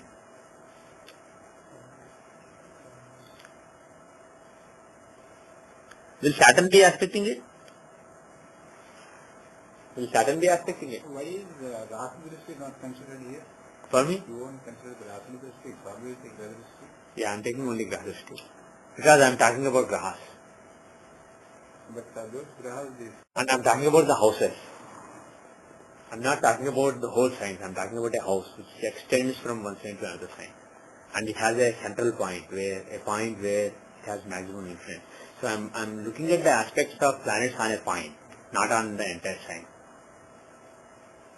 So Rahu Drishti is valid only when you are dealing with quantities which are measured in signs instead of points.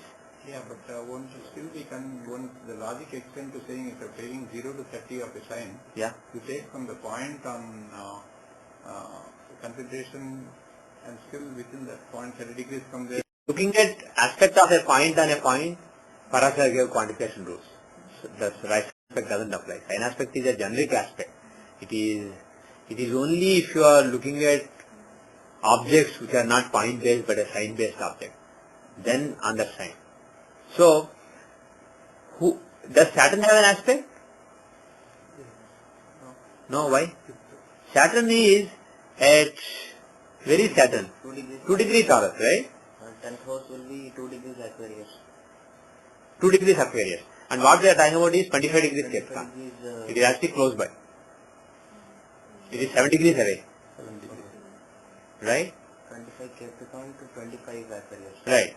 So the aspect will be between 50. See, on 2 degree Capricorn, his aspect will be half.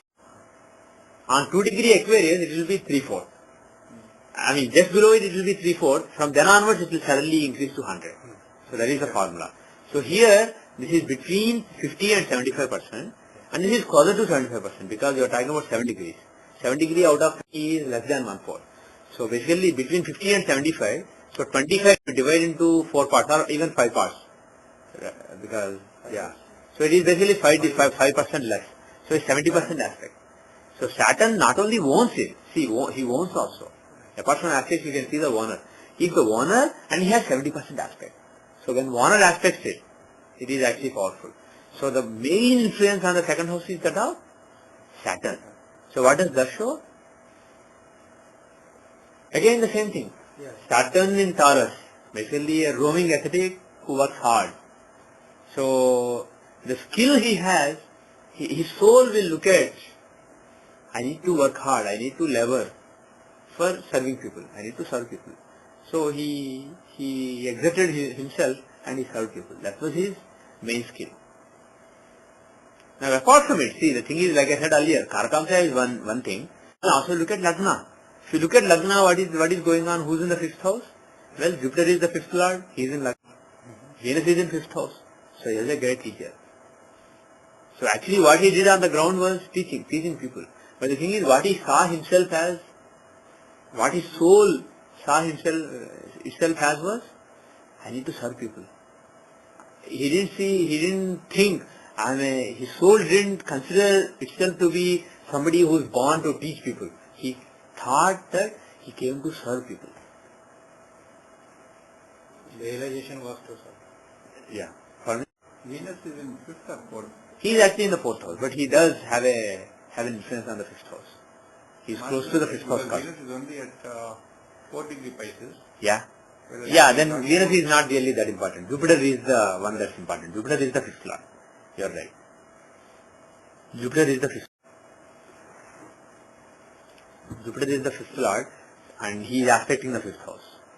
Jupiter is the 5th lord aspecting the 5th house. So, there is Jupiter is actually aspecting the 5th house. He has a strong aspect on the 5th house. So, being the 5th lord aspecting the 5th house, what does it show? What is the skill actually?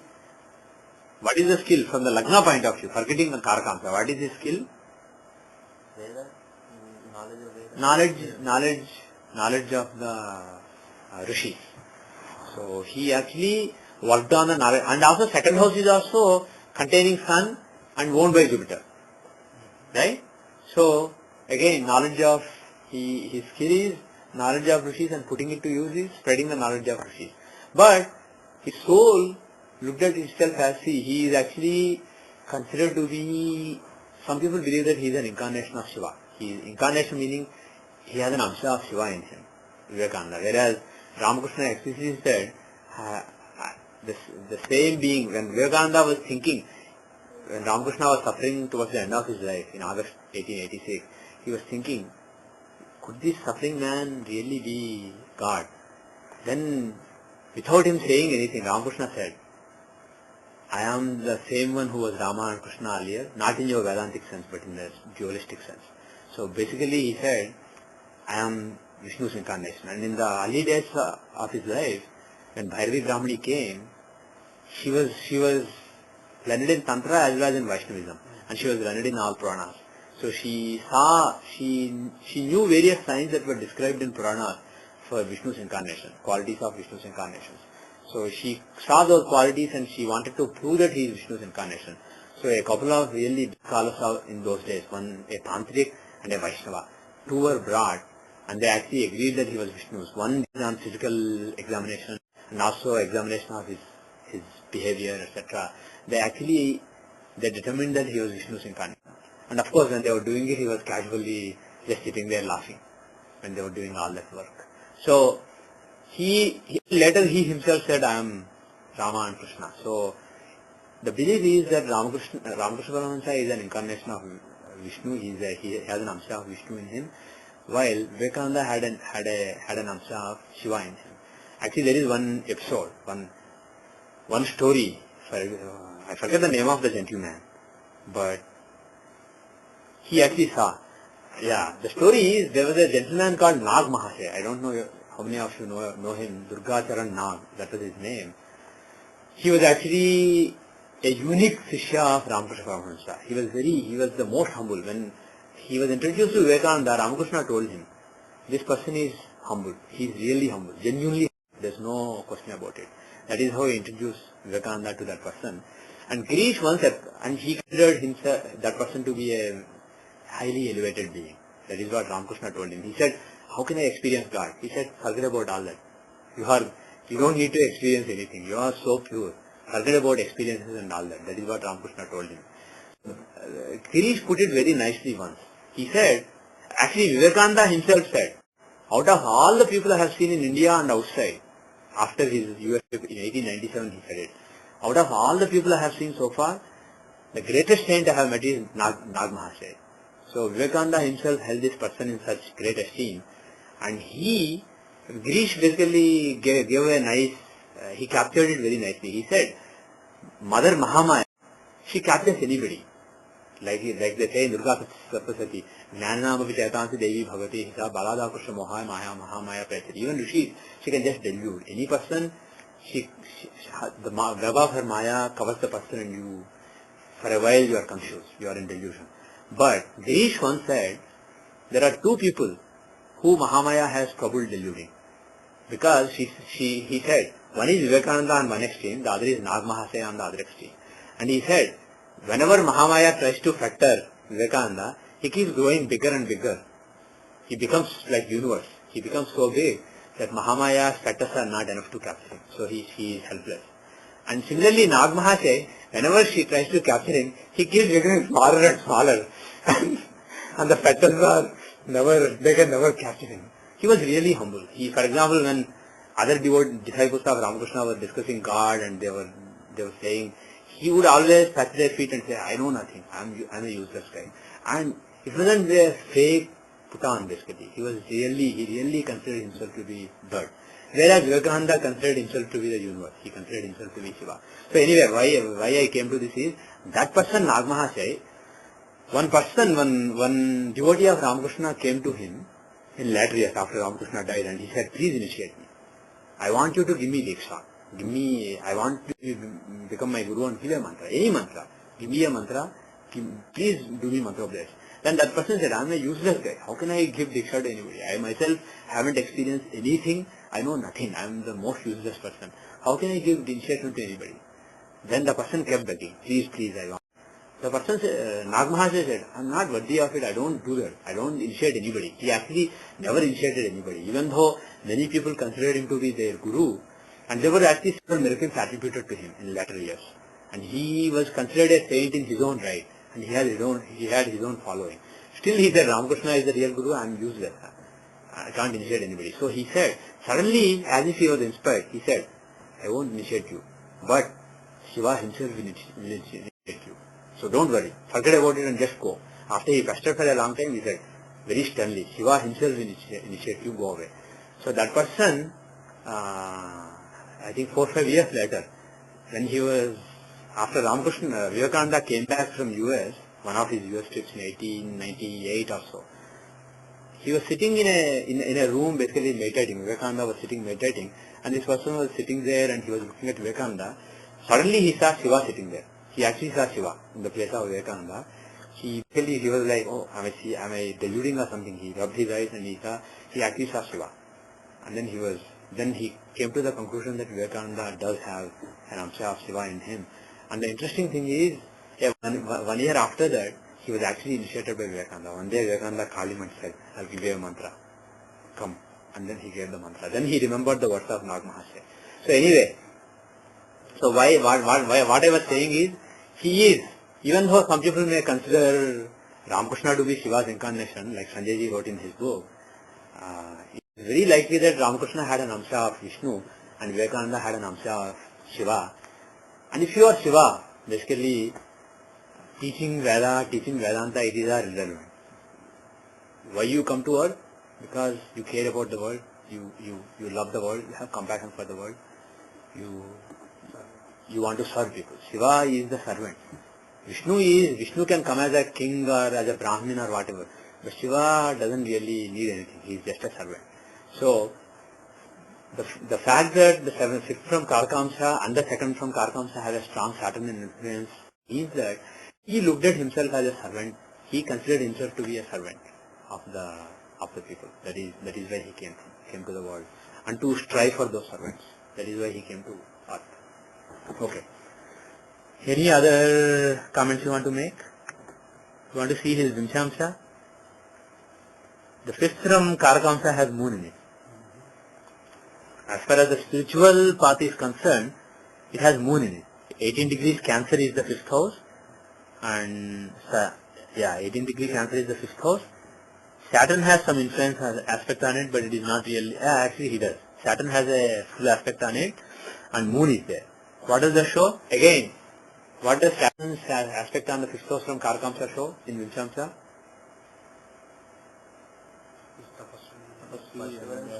Perseverance, persistence. And what does Moon show?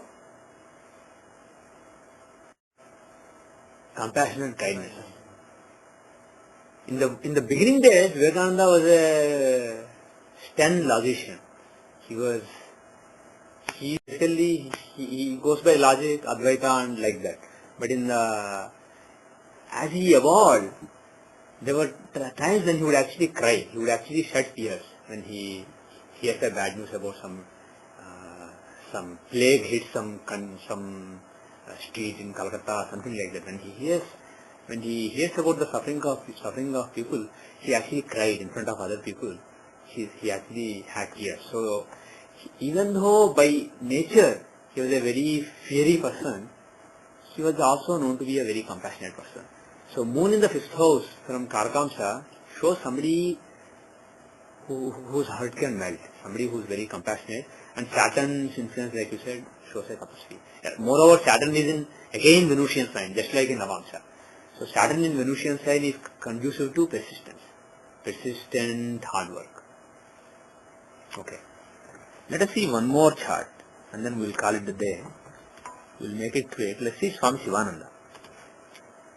Swami Shivananda, not the Swami Shivananda who was Ramakrishna Math president, but the Hrishikesh Swami, the one who founded Divine Life Society. Who's his Karakamsa? If I remember right, it is Moon, I think, or Sun. No, I think Sun. Sun just beats Moon, just by a second. So Sun is the Atma Karaka. How is Sun? For me? 24 degrees Libra. So, what is the fifth house? What is the fifth house? 24 Aquarius. So, who's there? Rahu. So, Rahu is there. Okay. What are the other influences? Any other influence? Any other influence?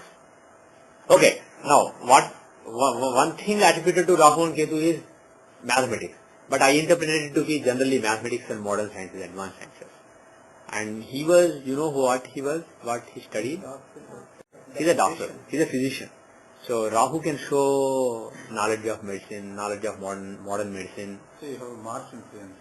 Pardon me? Yeah, Mars influence is there. Mars is aspecting very closely. 17 degrees to 24 degrees, it's a very close aspect. So there is a strong Martian aspect, and Rahu is there. So one thing is he was a those influences can show somebody who studied modern medicine. So he studied modern medicine, and Rahu can show heavy machinery. I don't know if as a part of he was a surgeon. As a part of his surgery he used any machinery, but he would have used some machinery. So use of more than machinery. The thing is, don't think that Rahu is necessarily a big machine physically. It shows complicated machine, complicated technology, high tech. So for his time, whatever was considered high tech, he must have used it. So use of high tech, that is one thing Rahu shows. Is that the only thing? Rahu in Aquarius is a philosophical sign, and Rahu owns it. So won't Rahu in Aquarius show philosophy? So again, philosopher, it can show a philosopher, right? What else? It is also owned by Saturn. Especially when one of the lords is in the sign itself, the other lord will give the results of the sign more. So really the fifth lord is, who is the fifth lord really? Saturn. Pardon me? He is very strong. And which house does he occupy from Atmakarka? Karkamsha? 12th house of giving. The fifth lord of skill is exalted in the 12th house of giving. And he is the planet of planet of hard work, service. So again, the strong influence of Saturn will show service. So he was and moreover Rahu will show dealing with outcasts and dealing with unprivileged people. So he was, even though he taught Vedanta, he taught actually Raj Yoga also, by the way. He is one of the greatest exponents of Raj Yoga in the last several 100 years. So even though he taught Raj Yoga, he served all the people. He gave free medical service. He served even lepers, people who had leprosy. He went and served. Especially he served those people because those people are not served by anybody else. Other people avoid them. So he went to people with leprosy and served them. So that is shown by the influence of Saturn and Rahu on Aquarius. How does he explain it? He's also a great writer, right? He is also a Writer. yes. He is a great writer. Yes, that's a very good point. How do you explain the fact that he is a great writer? Shukra has 7th aspect. Shukra has 7th aspect, sir. yeah. Okay, Lagna is at Karkam's Lagna is at 24 degree Virgo. So if you look at the Shukra is exact. He has an exact aspect on the Karkamsa. Shukra has an exact aspect on Karkamsa. Mercury is also in the Karkamsa, but he is actually really in the 12th house. So there is an influence of Shukra. So the influence of Venus. By the way, he has a 75% aspect on the second house also. Venus. So he has aspect on both first and second house from Karkamsa. And moreover, he is the Lord of Karkamsa. So the Lord of Karkamsa is closely, almost 100% aspecting Karkamsa. So Venus will show his very nature. So Venus will show somebody who's very good communicator and very learned person. How does the writer come in? Pardon me? How does the writing come in? So Venus is the eloquent communicator. Venus. Venus also gives you Venus. All the three were written by Parasara. Jupiter, Venus and Mercury for granthas, for writing. Little less, he said, but yes. Yeah, little less, but the thing is, he is strong. His influence is very strong. So all of them can be writers and good communicators. He was actually a very good orator. Oratory is from Mercury and Venus, especially Venus. Okay, but the thing is, Saturn is really dominating, and that shows some service. So he was a service-minded person. And another thing is, Venus-Saturn are the axis of Venus-Saturn. It shows a yogi. And Saturn is exalted. So exalted Saturn can show he is exalted in a Vairasi. So it can show it can show Raj Yoga. He was a Raj Yogi. He was into Hatha Yoga and all these things. Even though he didn't teach this to everybody, he basically taught Vedanta to everybody. But Raj Yoga, he said, is very risky. You should not everybody should do it. But so that this knowledge is not corrupted for future, I want to capture the knowledge. So he captured the knowledge of pranayama, various Hatha Yoga practices, Kundalini. He taught those things, but he didn't popularize them. What he popularized is serve people, God is in people, go and serve people. That is what he told the order, Divine Life Society. He said life is divine, it's not Maya. He taught Advaita. He reached Gurukrpa Samadhi in 1927 when he was meditating in a hut having scorpions and snakes. So he experienced the ultimate Vedantic realization, but he did not embrace the kind of Advaita which says this, whatever you see is Maya. He said, no, it's not Maya, it is divine. But the thing is, if you are perceiving something to be like, let's say, a beautiful lady, or a dirty person, a person with leprosy, a dangerous person who will give you disease, then you are perceiving. That perception is Maya. But the thing is, the very fact that somebody is sitting there with a beard, or somebody is sitting there with a leprosy, or there is a beautiful lady, that's not delusion. If you see divinity in it, it is divine. You can serve that divinity. So he clearly taught that even though non-duality is the ultimate reality, duality is also real, but try to see it with the eyes of non-duality and serve the duality. As long as duality is there, it is there. Serve it. Don't deny it, but serve it. So that is what he taught, and that is captured by the fact that he had these guys. Sun, he had in the Atmakaraka, Venus is aspecting very closely. Moreover, moon is there. If you look at Atmakaraka, moon is actually very closely conjoining in the Navamsha. Moon and sun have an almost perfect conjunction. So, what does that show? Moon again is the planet of compassion, like I said earlier. So, planet of compassion, moon in Lagna, Venus mooning it, Venus aspecting it. So, he is very compassionate. And Mars also in... And only because of that strength of soul, that compassion that is inherently in the soul, could he go to colony of lepers and serve them. He would wash their feet, he would give them a bath, he would shampoo them, he would shampoo their whole body, he would clean them up, and then he will leave. So that kind of service he did. And that is coming because of a strong moon and Venus influence on the Karakam side. Any other points you want to make? Okay. So with that, we will end the class today. Remember the verse where we are. Om Sarvam Shri Krishnarpanamastu Loka Samasta Sukhino Bhavantu Sarve Dharmikajana Sukhino Bhavantu Yavat Bhumandale Sanatana Dharmo Vadhadu Visheshatah Bhartakhande Om Shanti Shanti Shanti